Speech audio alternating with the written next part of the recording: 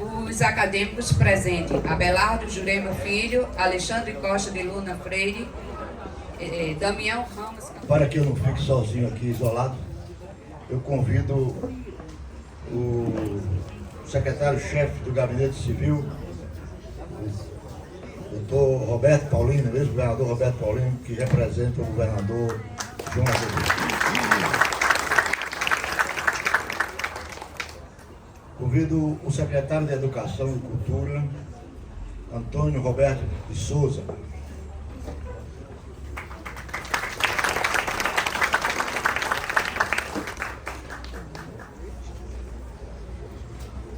O presidente da FUNJOP, o Marcos Salles Alves.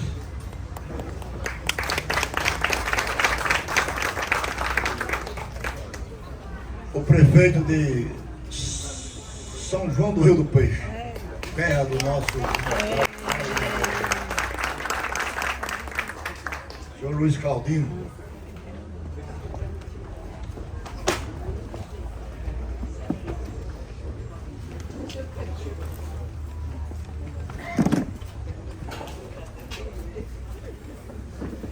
Convido o acadêmico Salles Gaudêncio, autor da obra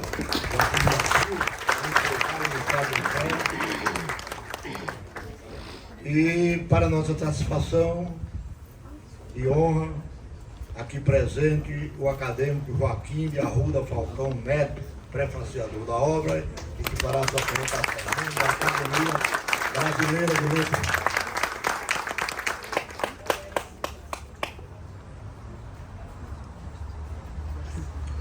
Esta solenidade simples abre as comemorações dos 82 anos da Academia Paraibana de Letras. Teremos uma programação até o dia 14 de setembro, que é a data do aniversário desta casa. Presidente, trago para vocês todos e para a presidência e para a academia uma palavra de afeto, de cumplicidade do acadêmico Merval Pereira, presidente da ABL. E, se me permitem, eu gostaria de, antes de começar, de fazer uma lembrança, porque o momento aqui é adequado, de um grande historiador brasileiro, membro da ABL, que faleceu recentemente, José Murilo de Carvalho, que refez a história e a biografia do Brasil.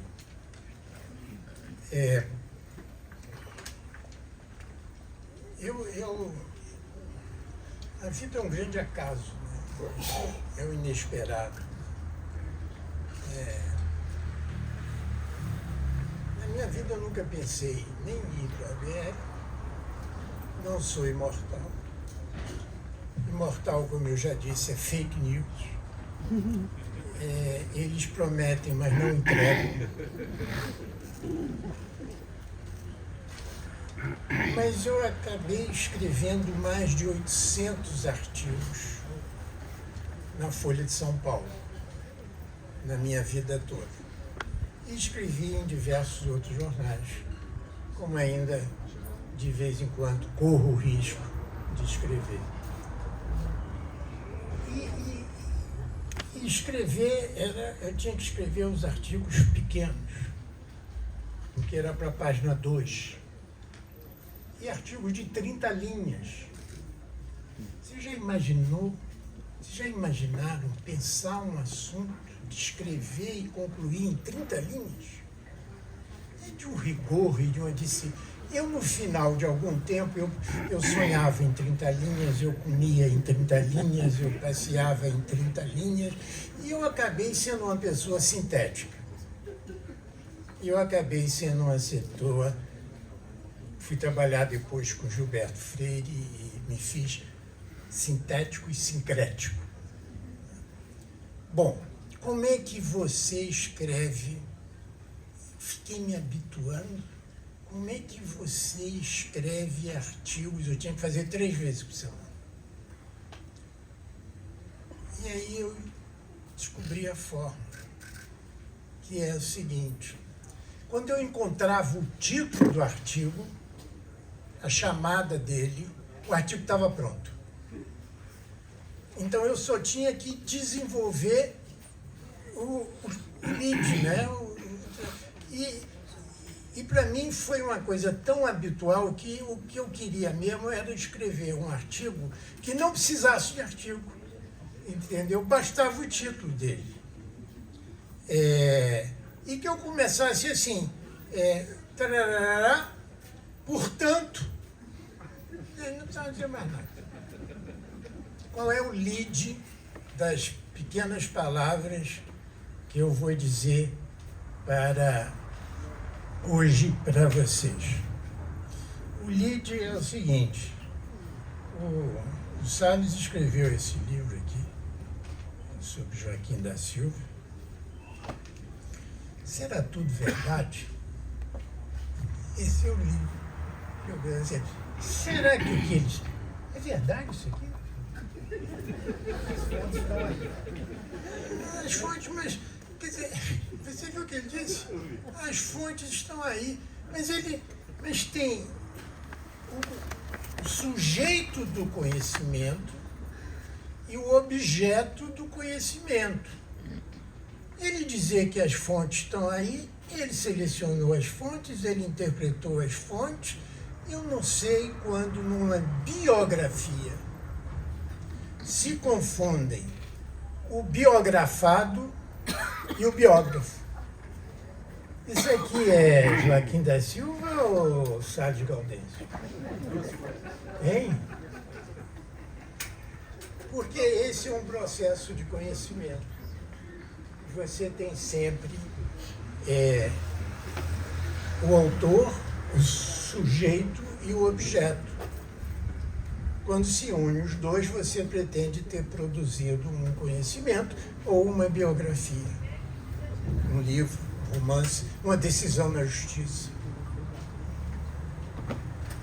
O meu tema é esse: isso aqui é verdade.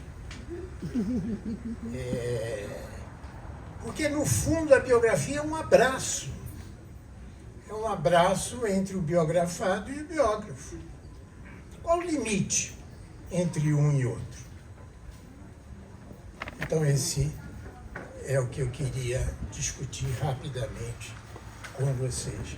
E eu digo isso porque tem pessoas que nasceram uma só pessoa. E tem pessoas que nasceram várias pessoas, múltiplas. Tá? E o Salles diz que Joaquim da Silva nasceu múltiplo. Educador, deputado provincial, latinista, manual, advogado rábula, provisionado, empresário, funcionário público e pai de 23 filhos. Isso não é um casamento, é uma profissão. Então é o seguinte, será que esse múltiplo aqui, ele pesquisou, ele tem fontes que comprovam isso tudo? Bom, aí eu vou querer que vocês, no final, vou ser sincrético, ajudem a me responder isso. Mas já para... O que o Salles é? Educador? É? Como Joaquim da Silva. Ele é político?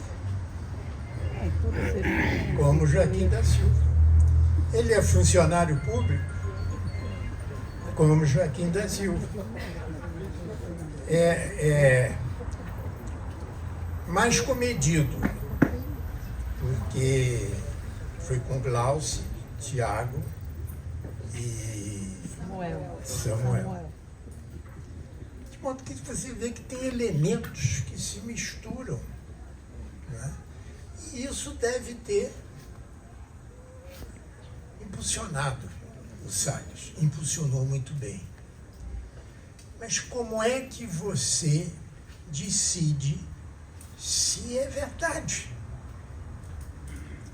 Então você, um método que o Salles usa bastante bem, e sabe usar, essa é uma tese de doutorado dele. Então, uma das caminhos para ele dizer que o que eu digo é verdade, ele foi para a melhor universidade que a gente tem, que é a USP, onde a instituição já diz, olha, vem para cá, se você for aceito aqui, ele foi, você é capaz de escrever biografias dessa natureza. Então, um dos indicadores do que ele fala é verdade, é a instituição que disse que é verdade. Mas tem um segundo, que é o método. O método de fontes, estão todas aí, métodos de referência, estão todos aí. O Salles, ele faz uma biografia que ele chama de microbiografia, ou seja, da vida cotidiana do Joaquim da Silva, mas, ao mesmo tempo, ele diz que é uma biografia contextualizada, porque é contextualizada na sua cidade, Areia, na Paraíba. E aí, elogio primeiro e principal que eu faço, a biografia que Salles escreveu, é que ele é um ato de compromisso com a Paraíba. Ele é um ato de compromisso com a Areia. Ele é um ato de compromisso com as pessoas inquietas. Salles é inquieto? Muito. Não sou eu que estou dizendo, não. Vox Populi, Vox Dei. Então, porque para você escrever um livro, para você fazer uma tese, você faz, antes de tudo, uma escolha. E essa escolha revela você. O que é que essa escolha, o Joaquim da Silva, revela? Revela um compromisso com a Paraíba, com vocês, com a cultura de vocês, com a possibilidade de um homem que era, vamos dizer assim, um homem normal, nem rico nem pobre, ascender na vida e se dedicar ao público, que é o Joaquim da Silva. Então você tem o seguinte, como é que eu vou distinguir se é verdade ou não? Bom, a instituição, a escolha do compromisso, o método que ele usou, mas eu vim armado. Eu fui procurar minhas fontes, lógico, para comparar com as fontes do Salles. Alguém sabe quem é Felipe Santiago? Alguém sabe quem é Dona Leopoldina? Você sabe. E aí eu trouxe uma bisneta de proprietários do solar do Rufino, de lá, de Areia. E trouxe a bisneta aqui e diz, você confere e confirma tudo? Vera Chianca, que está aqui, não é? Que é a amiga. E ela, hesitante, disse, confirmou, mas ele não falou dos quadros que agora estão lá e que é do bisavô e do bisavó dela. Então, na terceira edição, você inclui um pouco assim. Agora, Por fim,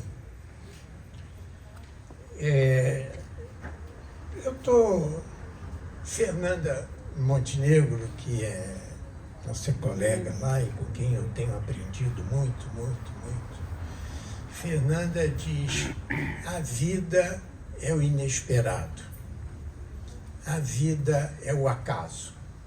Você pode prever tudo, mas o acaso, o futuro, é sempre inesperado. Salles me trouxe esse livro do Télio Farias. Na primeira vez que eu abri, falava sobre Pedro Américo. Falava de Pedro Américo como aluno de Joaquim da Silva. É assim, presidente. Fez assim, aí estava o Pedro Américo, o Joaquim da Silva. Aí eu abri uma segunda vez e notei que na mesma página ele fala de Adhemar Vidal. Adhemar Vidal era um amigo de meu pai que morava em frente à nossa casa. E desde que eu cheguei aqui, eu estou cercado de um agradável, gostoso acaso. E aí, prefeito, governador, eu e minha mulher, alguns anos atrás, nós fizemos uma decisão, que é o seguinte: no dia que instaurar a terceira grande guerra nuclear, a gente foge para Guarabira. Porque nós adoramos Guarabira. É de uma tranquilidade, é de uma paz, de modo que eu estou logo avisando ao senhor que, instaurada a terceira guerra, por favor, reserve lá um resort para nós termos. Bom, só elogios ao Salles, a Glauce. Alguém imagina Salles sem a Glauce? Não existe. Sem filhos, as boas notícias. Aliás, de boas notícias, o Salles já fez 1, 2, 3, 4 biografias. E vai fazer uma quinta, que ele não me autorizou a dizer qual é, né? Mas está já engatilhado uma quinta biografia. Agora,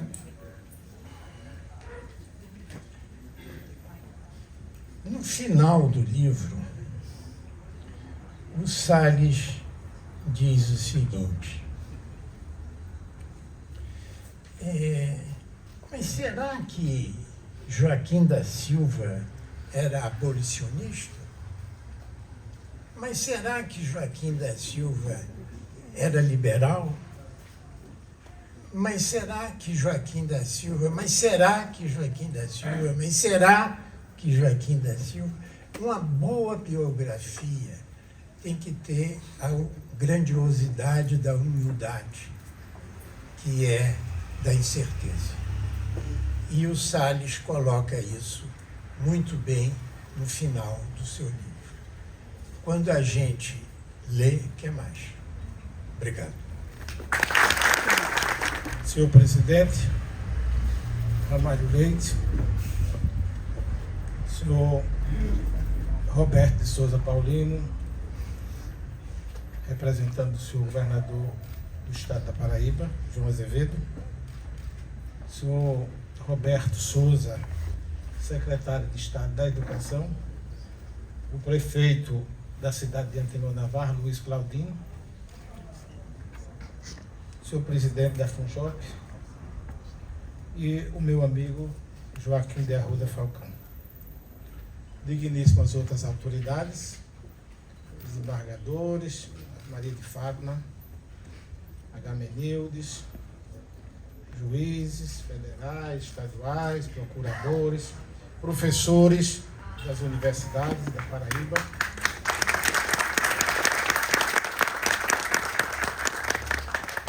jornalistas e meus amigos.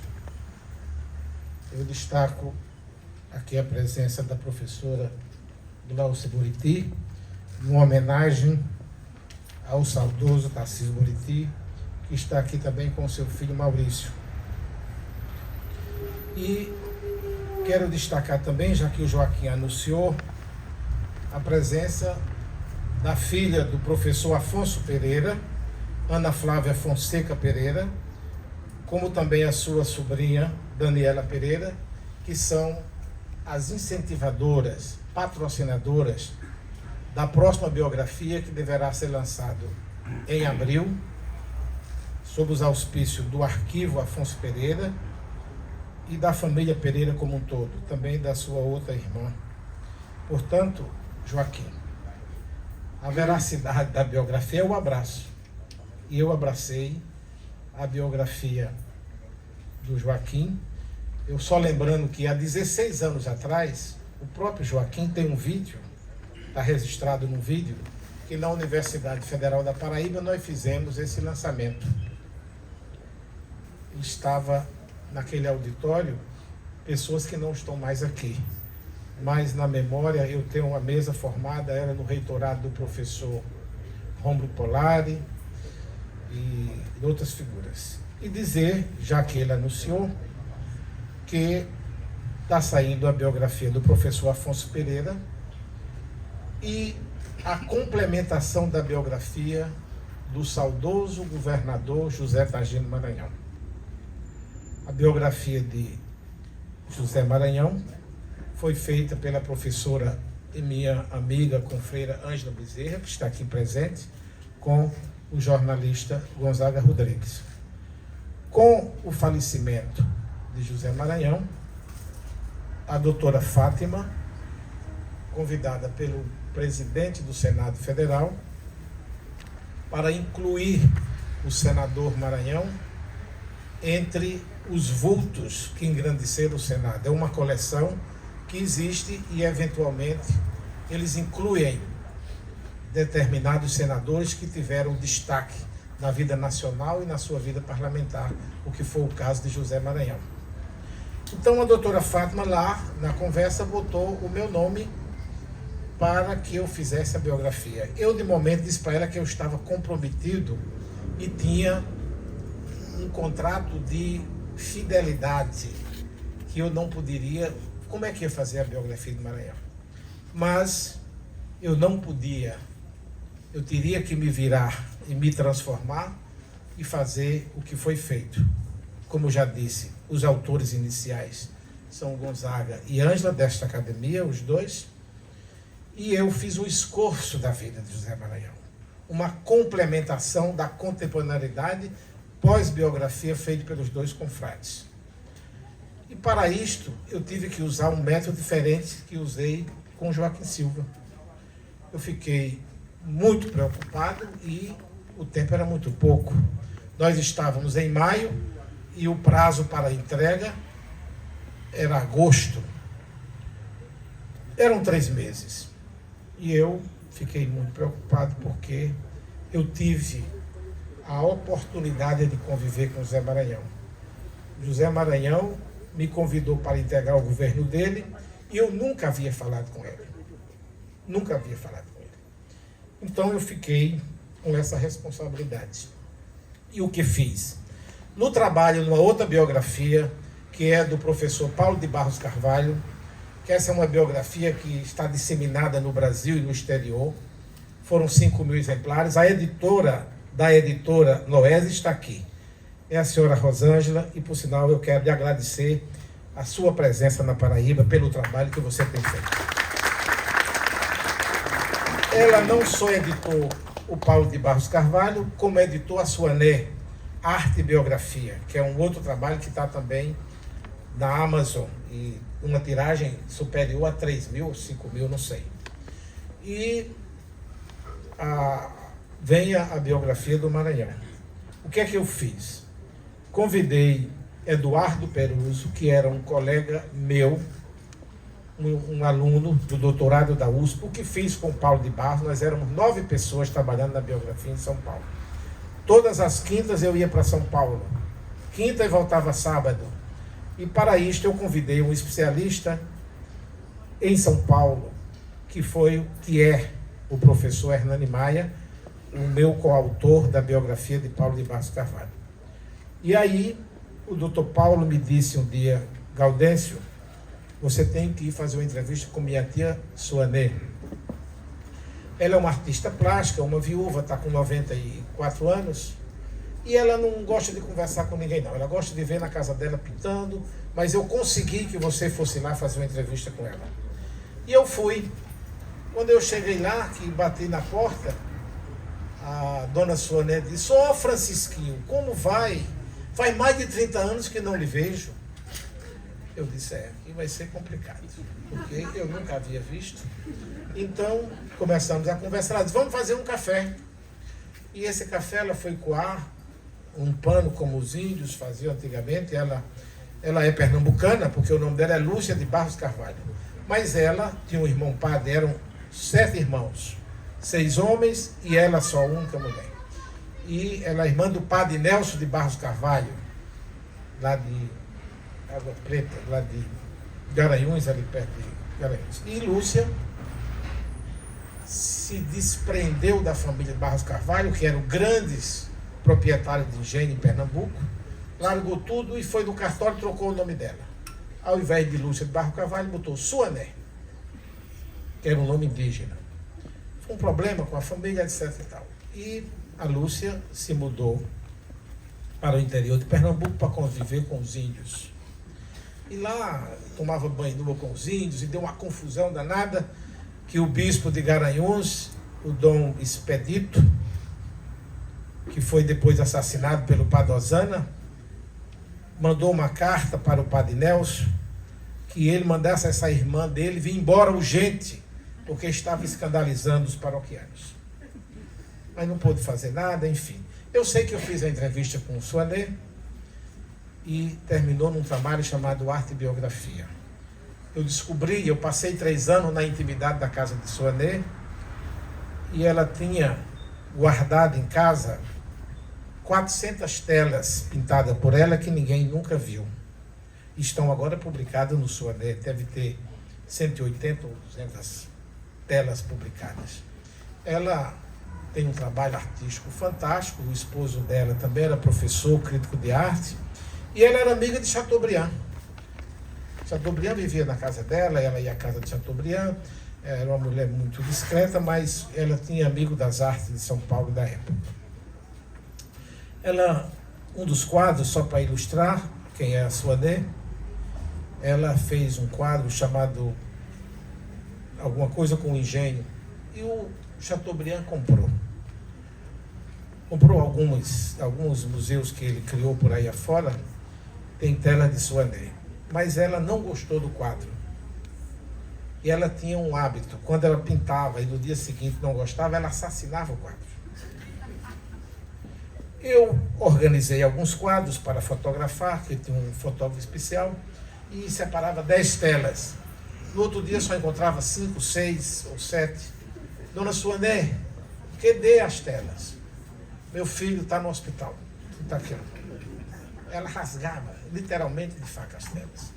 E ela vendeu um quadro a Chateaubriand e não gostou. E ficou com aquilo na cabeça e tal. O Chateaubriand chamou para jantar lá. Ela foi.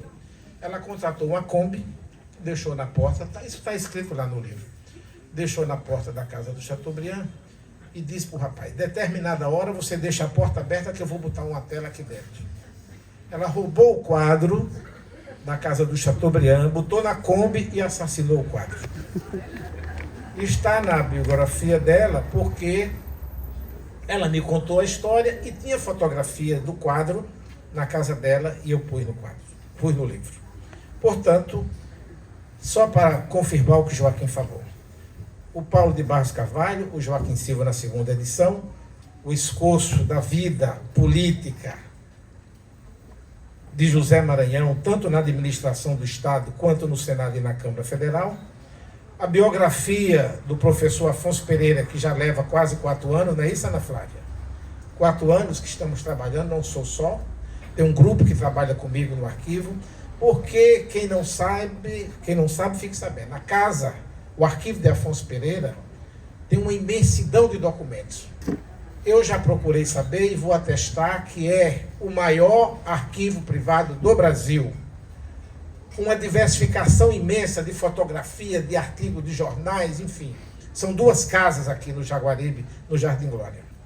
Esse trabalho era para ter saído agora, mas estamos tentando que seja lançado em abril. A família já me disse, a presidente do arquivo está aqui, a Daniela, que nós vamos lançar em abril pelo aniversário da Dona Crebilde.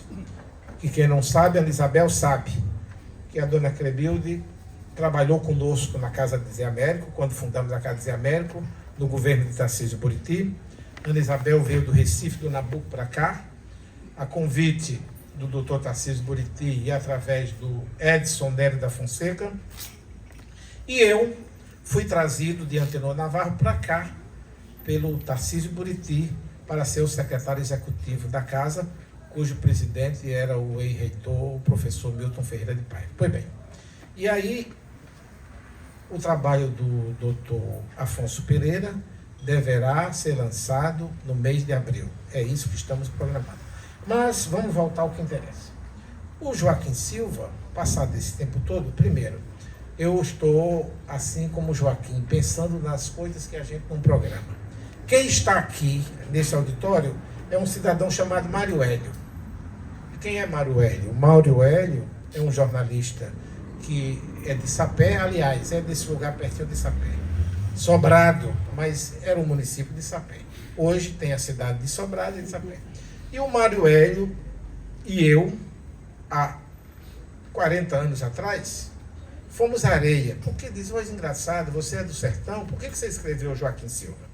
Por que você não escreveu um sertanista, um conterrâneo seu lá do sertão?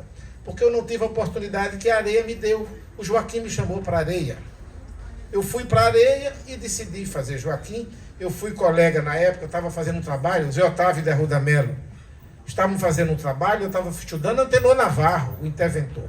Mas eu não estava com os documentos que eu precisava e eu sabia que a professora Glaucia Buriti também estava escrevendo com o Antenor, que escreveu. Pois bem, eu fui para a Areia para uma solenidade de uma entrega do título de cidadão areiense ao professor de muitos aqui, Armando Souto Maior, e meu professor também. E ele levou o Mário Hélio. O Mário Hélio era amigo dele e nós fomos para a Areia. E no discurso dele, na Câmara Municipal de Areia, cujo nome da casa é Manuel da Silva, o abolicionista Manuel da Silva, irmão do Joaquim Silva. E ele disse que a história da Paraíba estava feita, mas tinha lacunas. E chamou a minha atenção de José Otávio e de Amaury Vasconcelos, que também estava lá, que era o presidente da Academia de Letras de Campina Grande, já à época. E Armando disse que tinha que fazer a biografia de Joaquim. E eu confesso a minha ignorância que eu nunca tinha ouvido falar em Joaquim Silva. Aí ele disse, olha, você que está aqui no Recife, nós vamos conversar com o Monsenhor Rui Vieira. E lá no almoço da casa do Monsenhor, ele chamou o Monsenhor e disse, Monsenhor, aqueles jornais que eu pesquisei para fazer a minha tese de doutoramento sobre o movimento do quebra-quilos, você precisa dar para o Salles, para ele falar sobre o Joaquim Silva. E o padre Rui não contou conversa, me entregou as coleções todas. Eu tenho ainda, eu sou hoje o dono de alguns jornais do século XIX, o Areiense, e outros, pela doação do padre Rui. E tinha um outro grande consultor lá em Areia, que era o local Tancredo Torres, um historiador, Tancredo Torres, que depois veio para o Instituto Histórico comigo, Zé Otávio e nós outros que estamos aqui.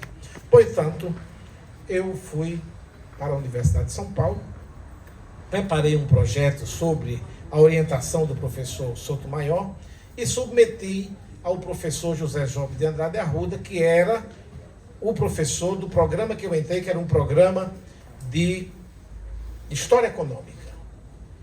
E aí foi uma complicação danada. Como é que você vai fazer uma biografia num programa de História Econômica da Universidade de São Paulo?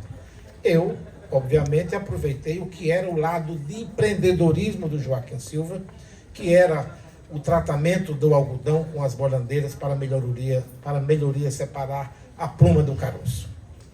E aí, por isso o nome empresário. Se eu não botasse o nome de empresário, eu não poderia continuar com um trabalho no programa de pós-graduação de História Econômica da Vocês estão vendo como a verdade sempre aparece. Pois bem, então, eu fiz o trabalho, passei o tempo, e numa dificuldade, porque eu não morava em São Paulo, ficava para lá e para cá, etc. Mas quando chegou no dia, doutor Joaquim Falcão, para se responder a você, tem um professor que está vivo na universidade, é o professor... Bom, a qualificação, o professor Fernando Novaes, uma das autoridades da história econômica brasileira. É o homem que estudou, enquadrou o Brasil no antigo sistema colonial. Então, o Fernando Novaes, por ocasião da qualificação, disse: olha, Gaudêncio, eu tenho 16 sugestões para fazer aqui a você, para você esquecer esse negócio de biografia. Você pode trabalhar sem a biografia. Eu anotei tudo direitinho o que ia fazer, mas eu não fiz. Eu não fiz e fiquei muito assustado, porque no dia da defesa, quando eu vi o edital da USP, que Novaes continuava na banca, eu digo, pô, até hoje, o dia que eu fiquei... Tal, mas o que aconteceu é que deu certo.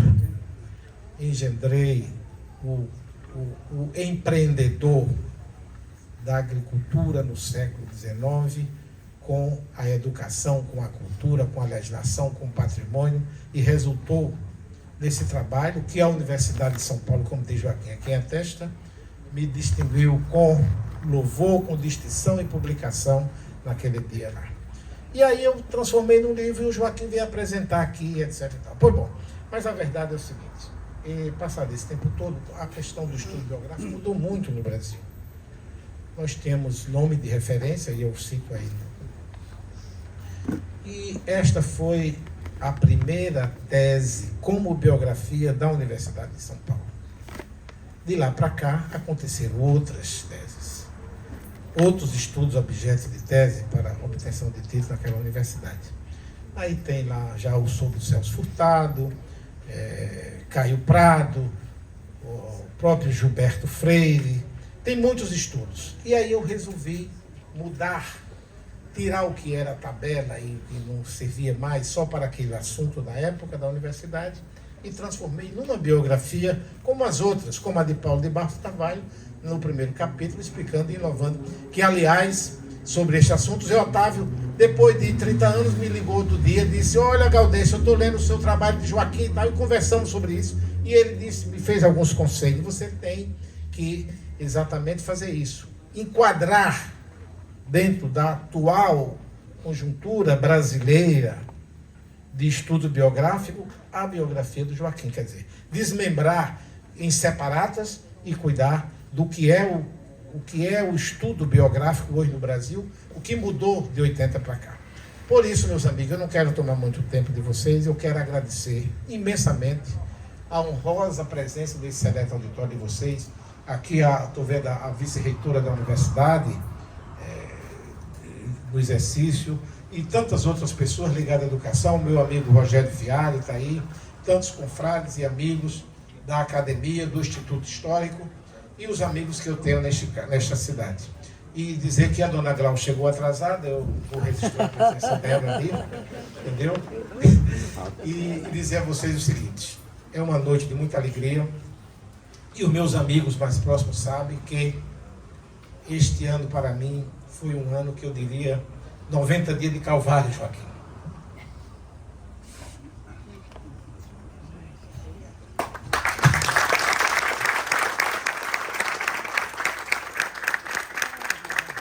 Mas passou, porque existe uma coisa que nós não controlamos, que é a força de Deus. Muito obrigado.